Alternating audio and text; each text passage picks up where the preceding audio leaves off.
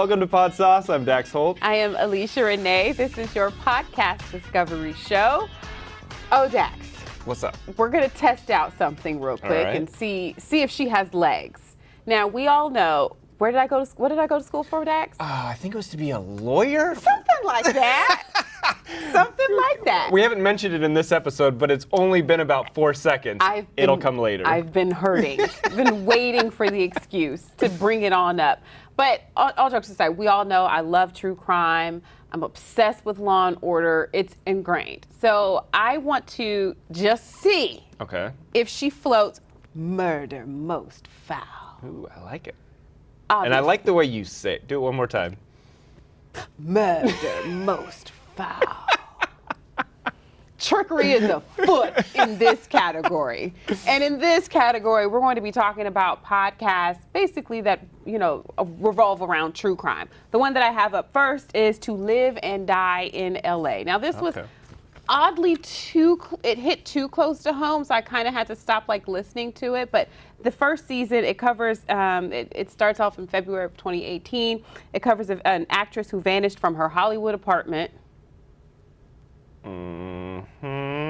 Because trickery was afoot. Neil Strauss, Rolling Stone journalist, he was tasked by the family to get the family some answers. And so the whole season revolves around, I'm trying to say it, I'm trying to do it without giving it away. Basically, intrigue, not everything is as it seems to be. The police, plot twists. Plot twists galore. The police aren't necessarily trying to solve the crimes. That's why it's important that, all hands are on deck. They always say, to the family, let us handle it. Don't do the... But oftentimes it really takes the family, pushing and prodding the people in place of, the people, police detectives and whatnot, to do their freaking job. Yeah. You know what I'm saying? To get some answers. And so season 2 wraps around a 20-year-old college student who disappeared in LA. She was sexually assaulted prior to her disappearance, and it goes, through their whole journey. I don't want to give it away, what happened in the end with both of these ladies, but I really feel like listening to podcasts like this, more specifically being a single woman. I was gonna say, is it hard, because you were even saying just reading some of it, is it hard to listen to these? Because some of these true crime stories, they're creepy, and you realize there is terrible people out there. Well, just from the byline, from season 1, it was a young actress at home in her Hollywood apartment. I live in Hollywood. I'm an actress. I'm young. It's a lot of laughing going on. And Carlos, I can hear you from the control booth. You guys are killing. Anywho, so yes. But what I was going to say is, watching shows like Law and Order, there's truth there. They say that it's not taken from any one particular, scenario or situation. But when I listen to these true crime podcasts, I really learn essentially what not to do. When you go to murder someone? No, you nut. Yes, because that's what I do in my freaking hobby. No, you nut. Just being cognizant. Now, how not to leave the evidence. That's what I went to school for law for. Okay? No, but when I go to parties, how to be more cognizant of my surroundings. And I would not. I just realized how far off my gosh. Yeah, because I would You're talking about not them. Walking down the street at night. No, you nut job. Don't be on your phone if it's late at night, ladies. We need to be aware. We need to be vigilant. We need to be able to hear when the trickery is afoot behind us. You understand what I'm saying? Things like that we don't necessarily talk about, especially as times evolve and people are on their phones all the time. We don't get these little tidbits. So when I listen to podcasts like To Live and Die in LA, basically it's just hopefully to learn from the unfortunate circumstances and situations of other people. So To Live and Die in LA is my podcast for murder most foul. Oh, guys, buckle up. If this is any indication of what the show is going to be like today, it's going to be a long one, it's baby. going to be a bumpy ride. It's going to be a roller coaster, and we are here for it. So make sure you stick around. This is Podsauce. Welcome back to Podsauce. All right, we need to get into Alesha's pick now. Yes, we do. Like I'm talking to you, like I'm not talking to you. But you're talking to moi, because it's all about what the kid has right here. No, this is honestly probably one of my favorite parts of the show. It is should be. Getting When I tell you when what you mine... tell me, not in general, but this exact moment. No, just our picks and seeing what's going through your mind, what you're enjoying right now. I mean, we are podcast discovery shows. Yeah, so. You've led me down a good path a time or two. I try. One time or two. You know, I can't Two teams. I can never give Dax a compliment because this is Dax. Oh, say less. say less. I am here for it. Okay. So my podcast pick of the week, we all know I love Murder Most Fouls. I love true crimes. I love things like that. But as an actor and a creator, I also love all things pertaining to the journey of other directors and actors and how they got to where they are now. And so Tribeca Talks. Okay. Is my podcast pick of the week. More specifically, I listened to the episode with Ava DuVernay and Q-Tip. One, because full disclosure, I had no idea about this podcast ahead of time. I'm very familiar with Tribeca Film Festival, as I'm sure a lot of you guys are. And you are as well, correct? Yeah. And so I didn't know that they had their own, dedicated podcast. And so this particular episode, as I was scrolling through, I was like, Ava DuVernay and Q-Tip. Like A Tribe Called Quest, Q-Tip? You know I want to call you out so bad. You know.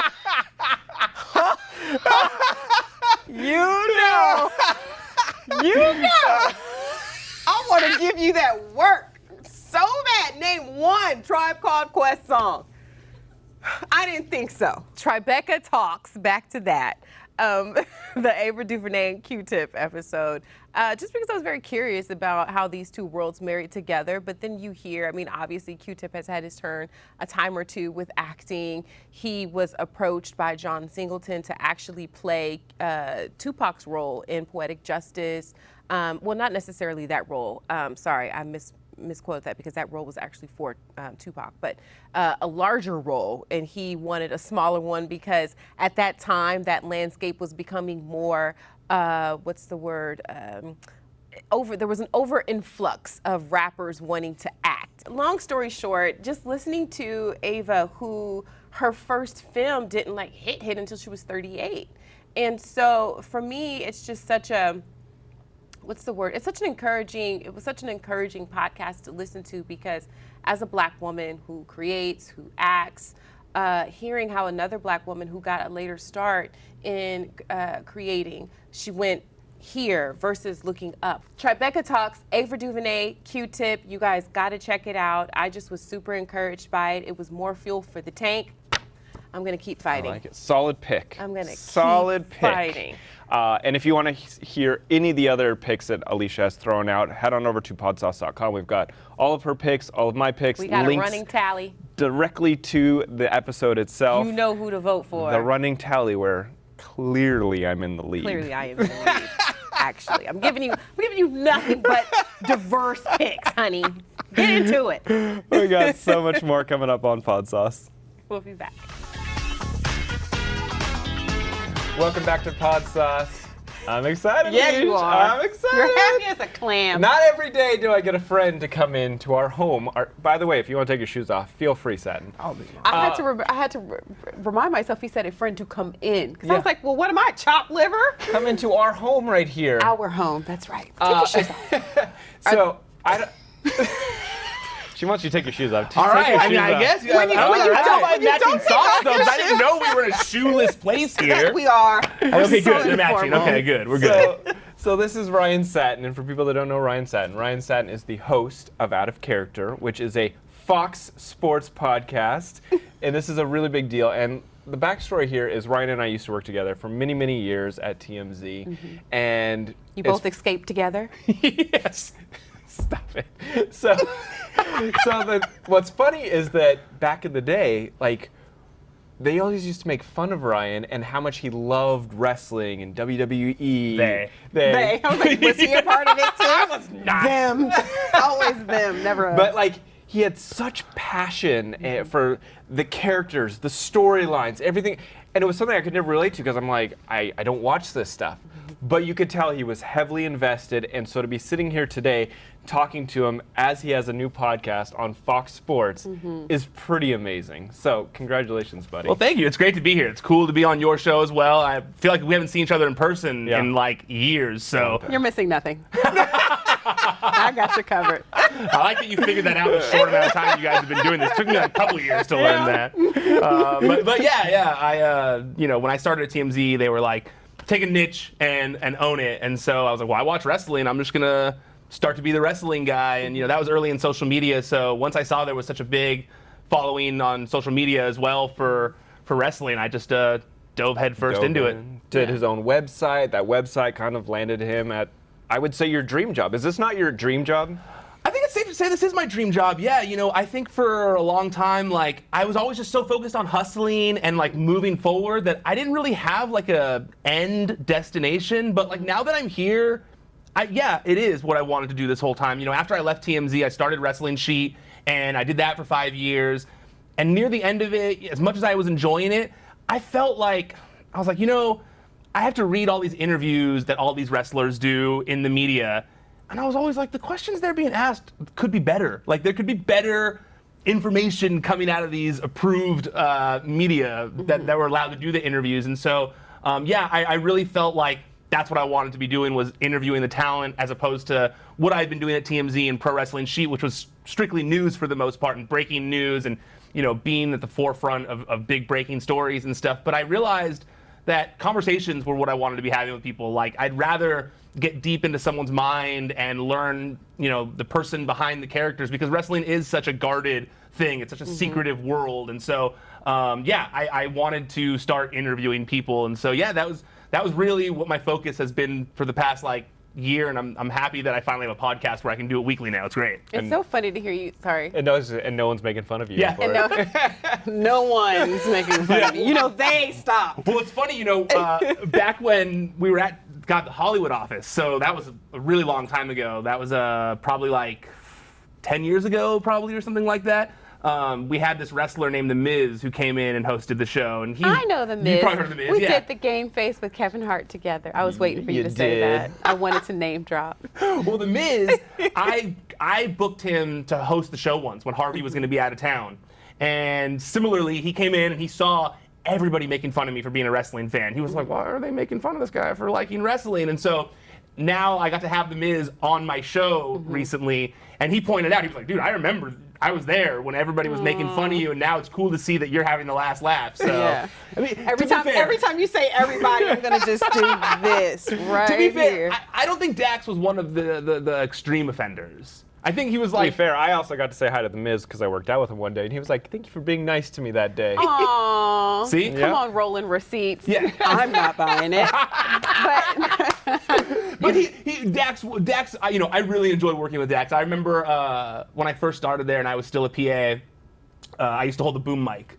And I like the way the position is ingrained. I was the boom mic guy. And I remember Dax, my first few weeks there, Dax was the person I had to hold the boom mic for. So it's funny to go from holding the boom mic for Dax to be setting here in this kind of a setting space. Now. Yeah. It's why wrestling? With wrestling, it was one, it was on all the time, and two, it was just this world that was this secret world that with actors and entertainers, everyone's in on it. Indiana Jones, no one thinks that Harrison Ford is Indiana Jones 24/7. And it always fascinated me that people think The Undertaker. We thought it was real. We thought it was real. Yeah. And it was this dead guy walking around all the time. And so that really that fascinated me. And it was watching this movie, it was a documentary that came out in the 90s called Beyond the Mat. I was already watching wrestling at the time, but I saw this documentary called Beyond the Mat, and because my dad worked in entertainment, he took me to it before it even came out. So it wasn't on anyone's radar. It was this movie they were screening in Hollywood to see if they wanted to make edits to it or whatever. And it's since gone on to be a very big documentary in wrestling. But when I watched it, it was crazy to me because it was oh, these are all real people. These aren't, the Undertaker's not dead, all these characters aren't the people that you're seeing. And to me, that fascinated the hell out of me. It was man, these people behind the characters are more interesting to a certain degree than what's even going on screen. Like, the world behind wrestling just always fascinated me so much, and that's probably why I got into wrestling news. But like, the culture and the world of wrestling just really always fascinated me. It was like, it's like nothing else. Like, there's no other entertainment where people think that it's real, you know, or people think that those characters they're seeing on TV are what they're seeing outside of the TV too. And so I always really like that. There's so many wrestlers out there, but is there some, like, give me like the top 3 that you're like, I am dying to get these 3 on my show? All the McMahons. Vince McMahon. I want to get Vince McMahon on the show. Obviously, it's probably never gonna happen, but I mean, you gotta have goals. Does he do interviews? Yes. Rarely. Yeah, Rarely does interviews. Like, I think the last one I can remember him doing was he did a podcast with Stone Cold Steve Austin a couple years ago for the WWE Network, and he does like interviews, you know, here and there for like documentaries and stuff like that. But God, I haven't seen him do like an interview with someone like outside of WWE. Technically, I want to say since like Howard Stern or something like that. Like, it's been a long time. So I realize it's aiming very high, but that's definitely number 1. And then number 2 and 3 are tied. It's just Shane and Stephanie McMahon. You know, I think that I'm so interested in like growing up in the wrestling industry like they did. You know, I think that like no one has the perspective that they do. That like I'm sure they saw so much crazy stuff, and obviously they're not gonna like tell me, you know, things that are like you may get an exclusive or 2. Well, you never know, but like I really like I want to talk to them about like what it's like being you know, the son and daughter of Vince McMahon, you know, in, you know, wrestling royalty basically. Yeah. We love Discovery. So what are you listening to right now? I mean, I love podcasts. I listen to a ton of podcasts. But you know, the reason I want to do an interview show is because I listen to interview podcasts. I love interview podcasts. I love hearing how, you know, a celebrity deals with public, you know, being in the public eye, or, you know, how they got from point A to point B to point Z. You know, I love hearing all that kind of stuff. So my favorite podcast is WTF with Marc Maron. I listen to WTF all the time. WTF? Yeah, it's called WTF with Marc Maron. He's a popular comedian, and he like is so good at just having conversations with people. You know, like getting inside their mind without it feeling too intrusive. Like, and you get to hear like real stuff. He was if you watched Glow, he was on that show Glow. He was like the older producer guy, Marc Maron. And this podcast is like, to me, when it comes to interview podcasts, like there's no one better. He's so good at just like getting like in the brain. How dare you, after sitting down with us after all this time? How dare we are Oprah adjacent, Ryan? Surely. Sorry. My apologies. I also really like this podcast called Happy, Sad, Confused. The guy used to be an interviewer for MTV, like for their digital, but now he's just doing this podcast. And similarly, like he talks to famous people, and I don't know. I like it's like I can't say Inside the Actor Studio because it's not a podcast, but it reminds me almost of Inside the Actor Studio sometimes, of like hearing the creation of stuff. Like I like to hear the creation of stuff too. So that's more focused. What's sometimes the name of it again? As Happy, Sad, Confused. Happy, Sad.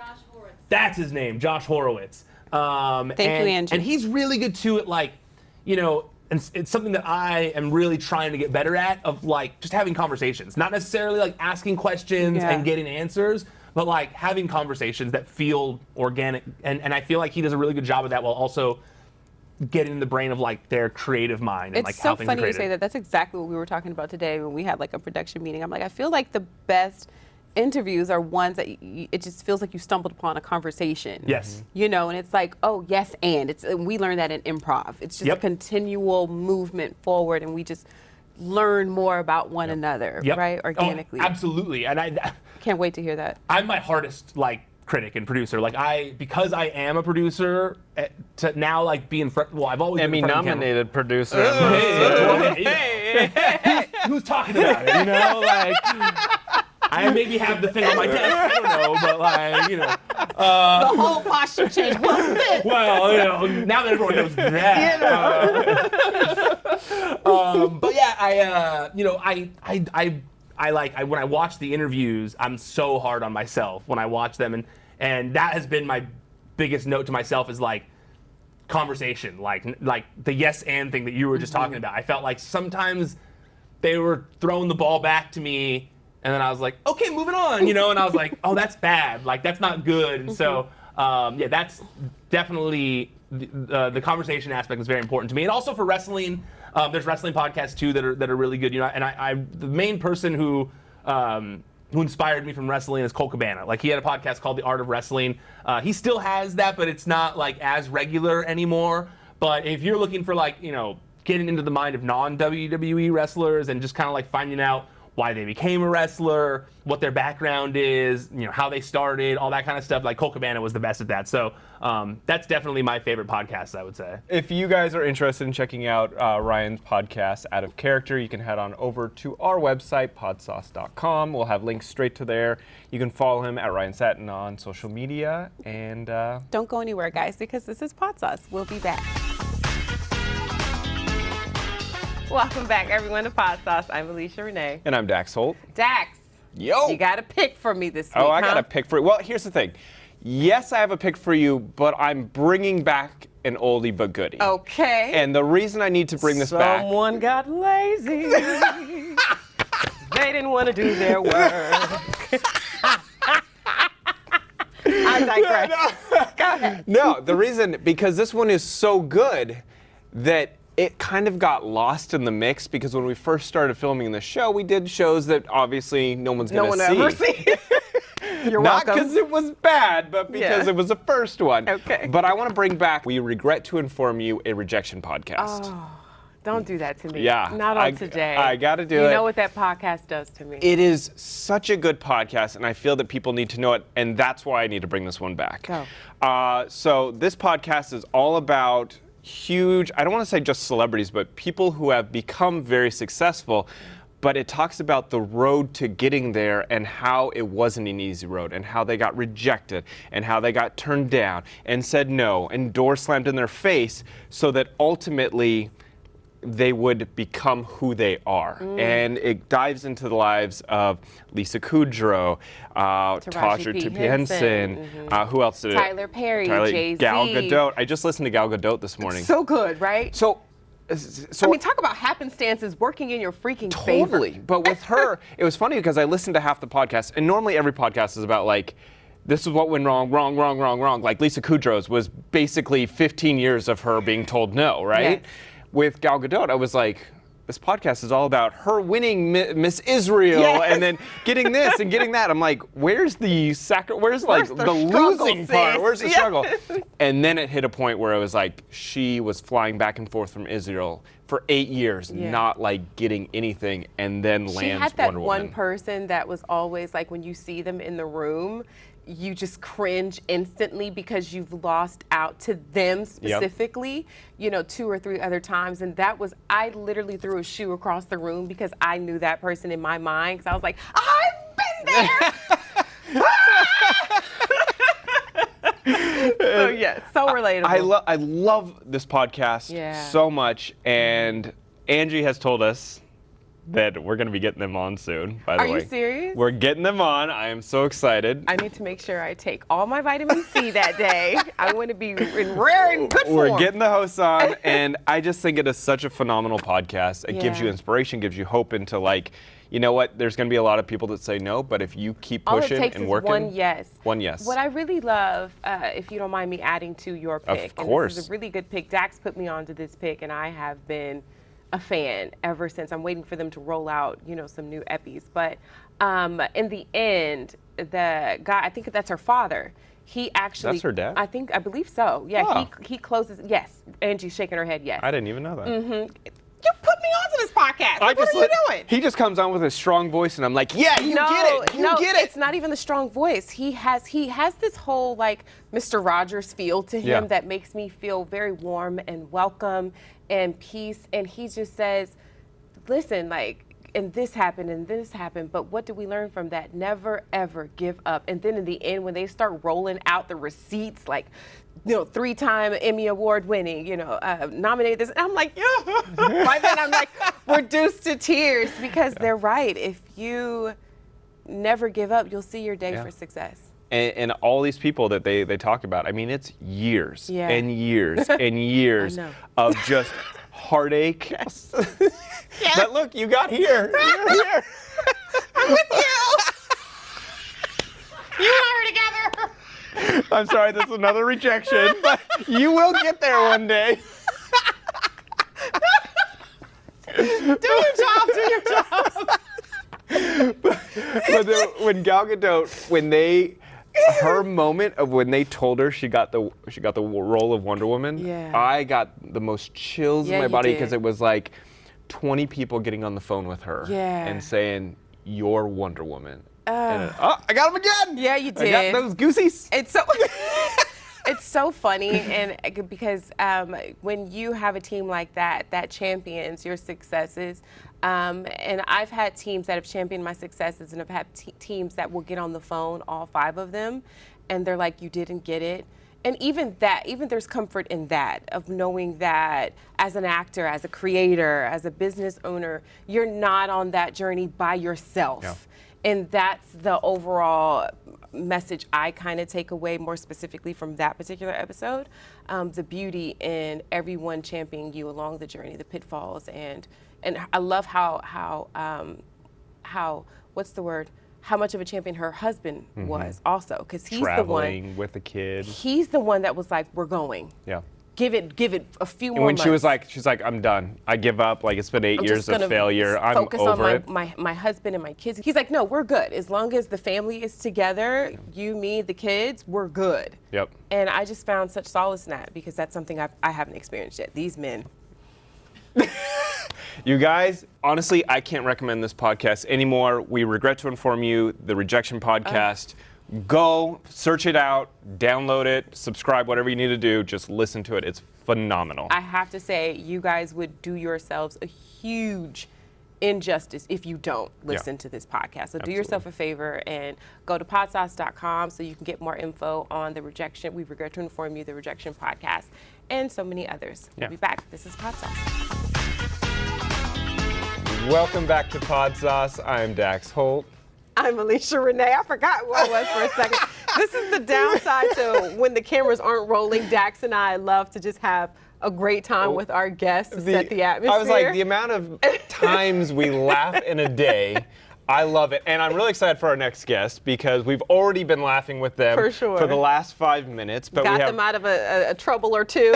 I'm looking at you, Rachel. I'm looking at you. Yeah, so we're going to welcome them in. We've got Rachel Joravsky and Cody Wilkins from Ain't Nobody Checkin' For Me, the podcast. And welcome, you guys. What's up, booze? What's up? Dax, you delivered that name perfectly. You know what I mean? Listen, that's a lot of Shabbats to get that name right. Let me tell you. Shabbats. Oh, no. So welcome, you guys. Thank you. I was checking out your podcast yesterday. Tell people a little bit about the concept of your podcast and the whole fact of, like, no one's checking in on you.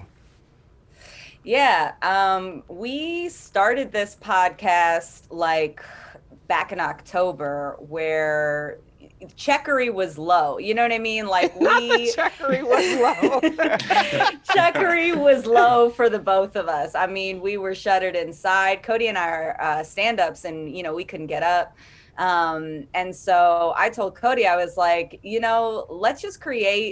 let's create something that's completely ours, that kind of like gets at this concept of like needing to be checked for, needing to be sought after, like humans sort of like need for external validation. And all of it honestly like plays into, like internet culture and social media, the blue check, yada, yada, yada. So we were like, also, we got a lot of dope friends who we feel like are on, and we were like, they probably have really interesting things to say about sort of like always feeling like there's another thing to be gotten, if that makes sense. Cody?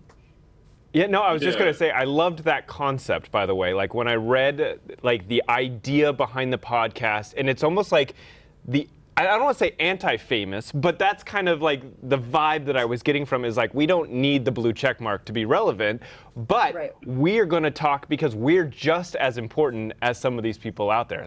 And I don't know if I'm explaining your podcast correctly, but that's the vibe I got from it. Yeah, I think Rachel kind of hit it right on the head. There's this insatiable desire to be checked for that is kind of base and human, especially in the performance space, and thank goodness, Rachel kind of tapped me on the shoulder to say, come on, man, get up, let's do something, let's create, let's make some fun, because in attacking this kind of feeling that both of us had, and we imagined a lot of folks in similar positions had, and talking to it and through it with people who had found some success in their careers. It's been a great kind of exercise in reining in oftentimes internal anxieties about the difference between where we are in our career, where we expect to be in our career based on what we've done, whether or not the work that we're doing is helping us garner the attention or the funds or whatever else it is. It creating, whether it's, you know, in the business world and entrepreneurship and art, can be a real isolating and exhausting thing to do. So to be able to sit down with Rachel and all our friends who kind of made some moves and talk about that, it's been extremely helpful for me. And I think it's been a fun way for us to laugh about the craziness of the world inside and out. Well, I like the idea of the podcast just as a creator myself and as an actor. I know what that feels like to go up to bat and put your talents up there day in and day out. And so much of our livelihood as stand-ups is contingent on other people saying that we are good enough, that we are validated enough. And so the fact that you guys were able to pivot away from that, especially during a time such as, you know, during the pandemic, and take some of that onus and put it just within your own house and say, this is what we're going to do. This is going to be our outlet to creatively get out and express all these other things that we need to. And it sticks, it sticks. Yeah. You know, Yeah. so yeah, I mean, that's how, at least that's how I perceived it, you know, just from an actor and a creator's perspective. So kudos to y'all. Absolutely. Go ahead. When it comes to, I'll ask you the question that you guys ask your guests. Do you feel that you've gotten to a space where people are now checking for y'all? And if so, what was that moment that made you realize, oh, we out here in these streets? And if you don't, what do you feel is left? What's on your checklist that you want to get done? Man, this is what I love about this question is the answer is always like, no, I don't feel like the amount of people that like have HBO credit, this credit, that credit, and they're like, no, I don't, is crazy. So I feel like to push back against a question that I myself originated and you just asked me is like, I think that checkery is like, it's a moment to moment feeling. So like it's a continuum. Like there's moments where I'm like, damn, I'm really out here doing it. And like when, you know, even coming here on this show, like, okay, these people are like, don't know them. They found us, not sure how, I'll take it. I mean, you know, and then what's crazy is like 4 hours later, you could be scrolling social media and, you know, get into that negative headspace of like, look what this person's doing. I'm not blah, blah, blah, blah, blah. Oh, so, I'm off IG right now. I can't do it. You can't do it. Oh, yeah. I mean, I appreciate. I'm off Twitter for the same reason. So I think what I've learned from just like doing these interviews is it's just like checkery is so it's not linear. It's like you're gonna have those moments of like, wow, yeah, I'm really out here doing it and it's happening, and then you're gonna have those moments where you so fully believe in the opposite. I was gonna say, you know what? In this space, I feel that question is it's a loaded question because in the moment, you may not feel like you've made it. It's not until a year later, 2 years later, where you're like, wow, that was a big moment for my life, and I didn't appreciate it. I didn't realize I was there. Yeah. And I think that's why that question is so important, and I like that you guys ask your guests because you are gonna get a gamut of answers there, and most times people are gonna say, no, I'm not there yet, even though they might be in the middle of it. Yeah. It's really fascinating. Who's been the guest that you walk away from and you're like, that was a phenomenal interview? You know, the first one that comes to mind is Ashley Blaine Featherson. She's an actress on Dear White People. They just wrapped up their most recent season, I think, shooting. But Ashley spoke to the idea of friends and family support, a term she coined called destiny advocates. And she talked about the people around her in her early days of kind of getting momentum, building her career, who said when she got ready to fall off track or was finding herself exhausted, folks who came and supported her and said, no, remember what your big why is, remember what your goal is, remember who you are, where you come from, what you're working towards. And that support system helped her kind of work towards her destiny, the path that she's on and continues to be on now. And it was kind of like someone telling me my nose was on my face, you know, and you know that family and friends or other artistic creative support pillars are there, but to, for lack of a better term, check in with myself for a moment and count them and recount how fortunate kind of I felt in that space after talking to her makes that interview stand out probably most for me. Obviously we are a podcast discovery show, so we are all about finding out the new cool shows, things that people are interested in. Rachel, give me one podcast that you're listening to right now that you could recommend to other people. I don't even know if you would call this nepotism, but I got to be real. I listen to my dad's podcast, the Ben Joravsky Show, like religiously. I'm very political, and it's all about it's the in and outs of Chicago politics, which is honestly, that might sound nuanced, but it's very lush, and it's interesting to see how the machinations of what's going down in Chicago and how that can kind of reflect the greater nation. So I shout out my dad, the Ben Joravsky Show, and Black Men Can't Jump in Hollywood. John Braylock, we had him on. He puts together just like a really great podcast. What's that one about? It's Cody, you want to explain Black Men Can't Jump in Hollywood? It's a movie podcast, more or less. Yeah. Black Men Can't Jump in Hollywood examines contemporary films within the scope of modern, contemporary race relations. Specifically, how did the Black leads or Black writers in this film reflect or push the current cultural climate in terms of sort of race relations or race in Hollywood? It's really a really very fun and fast-paced podcast, especially if you're a film buff or even just writing it down. Yeah. Writing it down. I love it. Well, I'm excited to see where your guys' podcast goes next. I feel that you guys have two very strong personalities, fun personalities. It seems, just from listening to the episode I did. All right. Yes. Keep me humble. I think you guys are making moves, and listen, for anyone that's watching right now, you can go to podsauce.com. We're gonna have the link straight up to your guys' podcast, to the certain episodes we've mentioned right now, and for anyone that wants to check out Ain't Nobody Checkin for Me. It's recommended. We recommend it. And thank you, Rachel and Cody, for checking for us. You see what I did there? Yes. Thank you for checking for us. All right, Cody, get that room clean. Yes, all right. Straight to it. Have a great day, guys. Thank you so much. We'll be right back on Podsauce.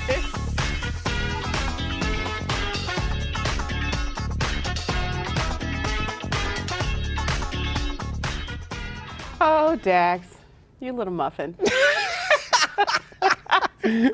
When all else fails, just go there. Guys, we just got to wrap this. We got to be done today. We got to put a fork in it. Oh, man. We're done. You can head on over to our website, podsauce.com. You can check out all the links to any of the podcasts we talked about today. Dax is going to hand deliver our newsletter to you. Yes, we got a newsletter now, so you can put in your email address. We'll send you the information directly to you. Super easy.